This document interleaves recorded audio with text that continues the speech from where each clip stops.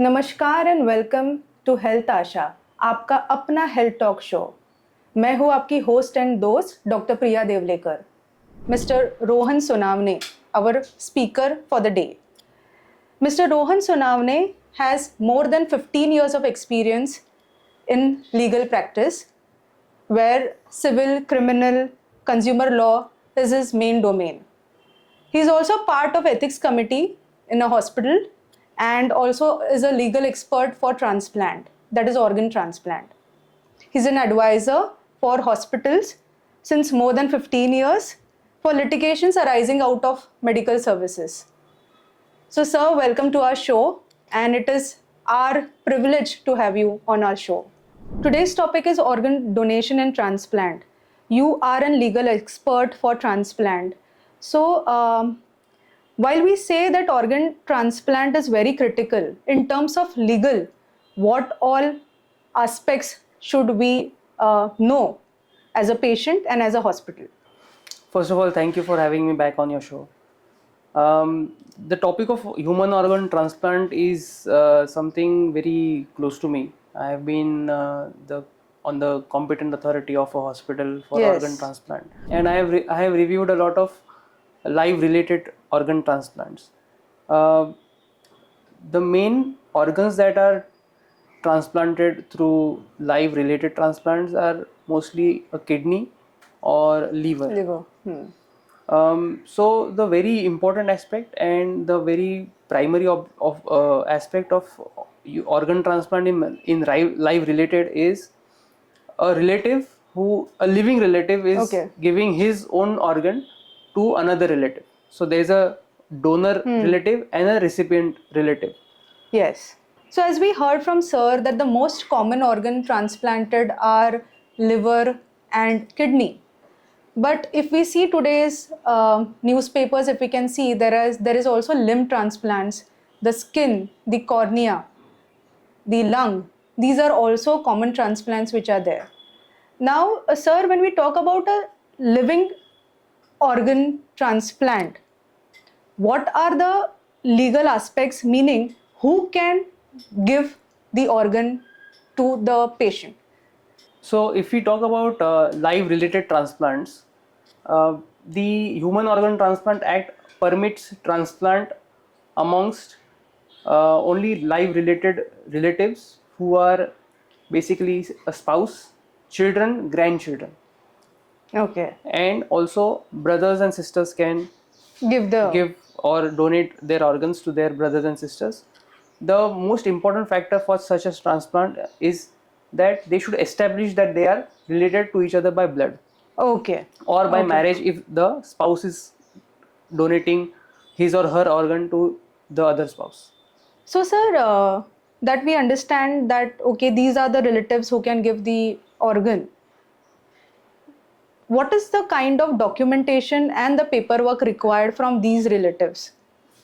So as far as documentation for a live related organ transplant is concerned, like I said, the major aspect is to establish relationship. Now, how do you establish relationship? Relationship is established by documents like birth certificate, by marriage certificate, and documents which basically show that the donor and relative are related to each other by blood. Okay.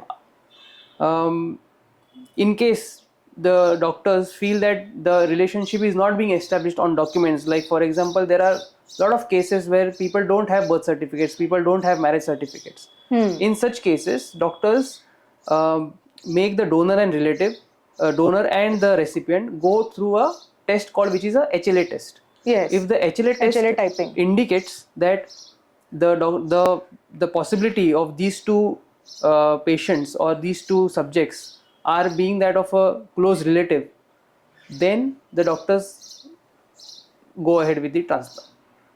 So sir, apart from these documents, which is like establishing the patient's relation that you just mentioned, what are the other documents which are required and legally accepted by the court of law, which we have to take from the patient and the relatives? So first of all, we need to understand why is this documentation very important. basically this documentation is important to filter out organ transplant which involve a monetary consideration, where Okay. people are ready to donate organs for payments of money or some other kind of benefit. Therefore, it is a very important duty and responsibility of the hospital as well as the doctors to ensure that these people who have come to them as donor and recipient are related to each other by blood, By and blood. it's a live related transplant only, and there is no any monetary consideration or yeah. any other kind of consideration involved in the transplant. Okay. Not only monetary or any kind of consideration, but they also have to ensure that this organ transplant is not being done under any kind of undue influence, fraud or misrepresentation. And that is why the hospitals form an internal competent authority which reviews all these documents, which reviews all the, which interviews the patients, which interviews the donor relative, the recipient relative, and also the other relatives of the donor and recipient. Yeah. As far as documentation is concerned, Aadhaar card, identity proof like Aadhaar card, passport, PAN The card, KYC documents. KYC documents, which are very common and which prove not only identity but also residence, Yes, the and to address. some extent also the relationship. Okay. Going ahead, the donor, the recipient, and relatives, they also give affidavits to the institution saying that they are related to each other, they know each other, and they are consenting for the organ transplant.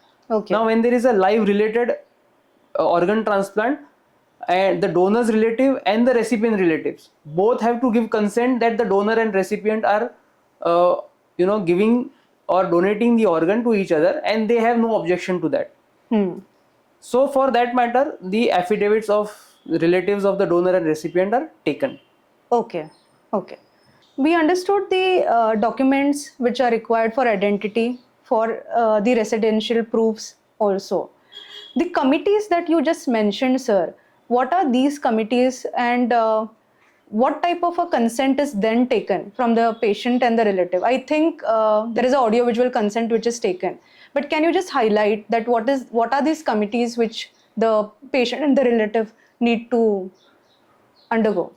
So in case of live related transplants, when the donor and recipient submit all the documents which include the proof of identity, proof of relationship, proof of residence, all the affidavits giving consent of relatives of the donor and recipient, the internal competent authority assembles along with the donor and recipient and their relatives.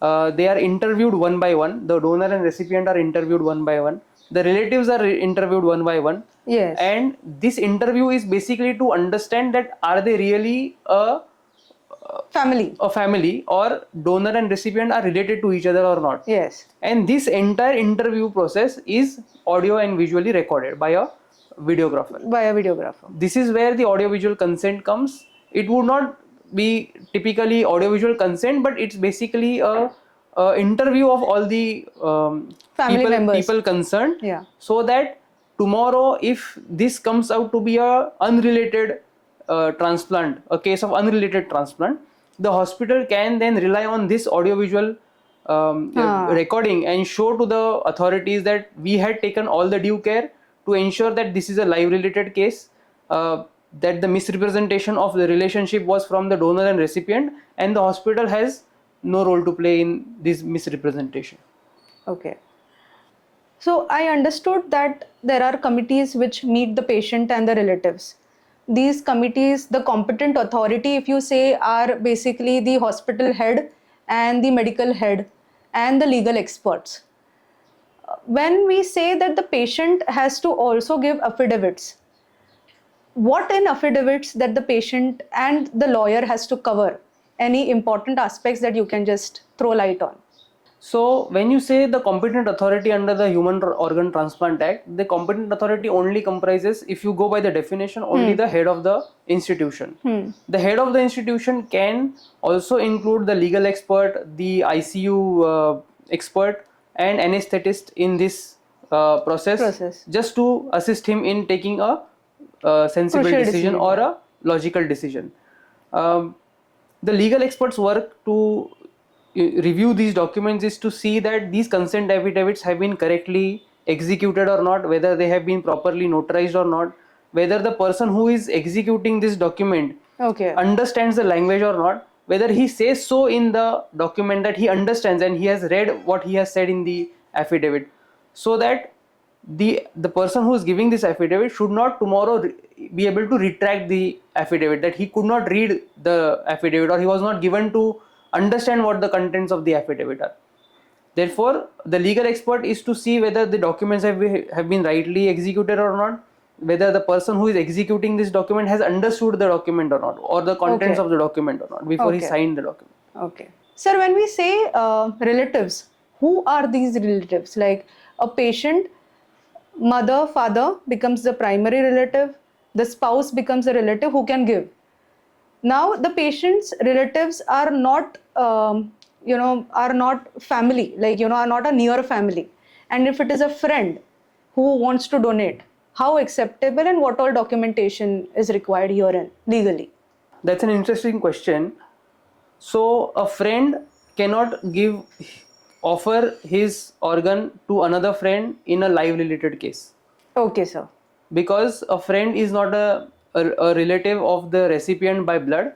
He is excluded from the definition of next of kin under the Human Organ Transplant Act.